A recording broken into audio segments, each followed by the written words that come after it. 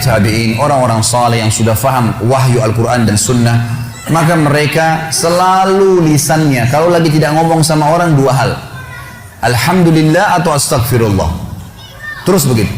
Sampai mereka itu kalau lagi jalan dari rumahnya ke tokonya di Baghdad, dulu di Irak, di Madinah, di Mekah, di tempat-tempat mereka mau buka usaha, atau mereka dari rumahnya menuju ke masjid mau mengajar, maka selalu lisannya alhamdulillah, alhamdulillah, alhamdulillah, alhamdulillah, alhamdulillah, non-stop. Atau mereka mengatakan astagfirullah wa atubu ilaih, astagfirullah wa atubu ilaih, terus nggak pernah berhenti, gitu kan. Maka mereka terus bersyukur. Makanya dengan syukur ini kita sudah sentil sedikit gambarannya kemarin. Saya sudah berikan gambaran kalau dengan kalimat alhamdulillah ini sebenarnya password untuk menambah rezeki. Ucapkan itu selalu. Bangun tidur suruh baca alhamdulillah, habis makan alhamdulillah, habis minum alhamdulillah, selalu ditekankan untuk ucapin itu. Maka mestinya kita ucapkan. Sayangnya kita sangat jarang sekali untuk mengucapkan kalimat ini.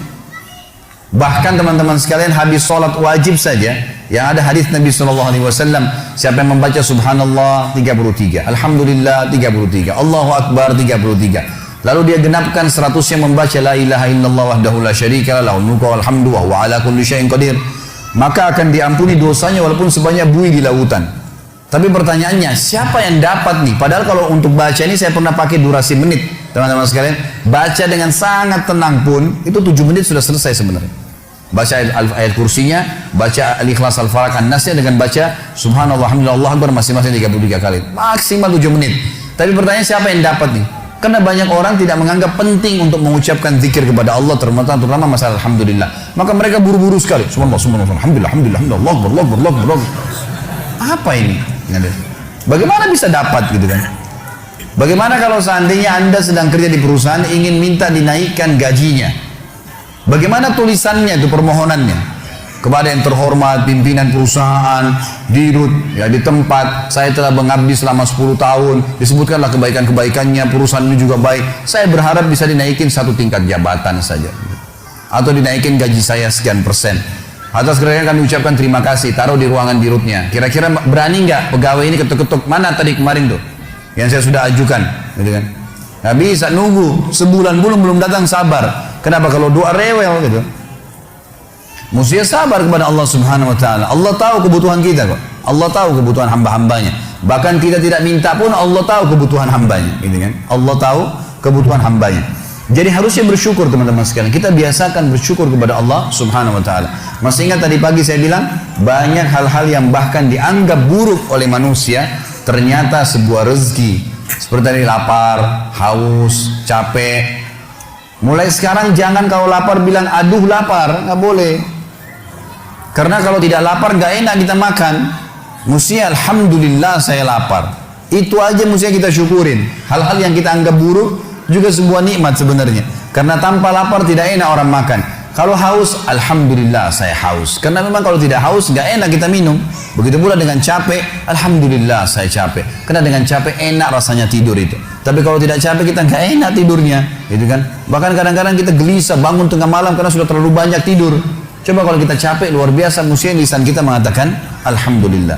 Allah menyebutkan dalil tentang pentingnya bersyukur ini di dalam surah Al-Ankabut, surah nomor 29 ayat 17. A'udzu billahi minasyaitonir rajim. Innama ta'buduna min dunillahi awthanan wa takhluquna ifka. Sesungguhnya kata Allah, semua yang kalian sembah selain Allah adalah berhala-berhala. Patunglah, pohonlah, apalah, semuanya itu berhala Allah. Dan kalian membuatnya dengan ifka, kedustaan. Menyembah berhala. Dia sendiri yang pahat matanya, dia sendiri yang buat hidungnya, dia sendiri yang buat kepalanya, topinya, apalah. Kemudian dianggap, oh ini Tuhan. Gimana cara? Kata Allah, ini ifka, ini kedustaan. Kalian dustain diri kalian sendiri, kata Allah. Semua yang kalian sembah selain Allah itu berhala-berhala yang kalian karang-karang, kalian dustain diri kalian sendiri. Dan subhanallah, kebanyakan orang ujung-ujungnya ini karena masalah duit saja. Banyak kita ambil ruang lingkup orang Islam saja misalnya. Ada seorang dikenal namanya Badawi di Mesir. Nanti kita tarik ke Indonesia ini contohnya. Badawi ini di Mesir sebenarnya dulunya bukan seorang alim ulama, orang biasa. Tapi dikenal di masyarakat. Waktu dia meninggal, karena dia sering baik sama masyarakat, ada satu masyarakat wakafin tanah di kebunnya, ini buat kuburannya si Badawi.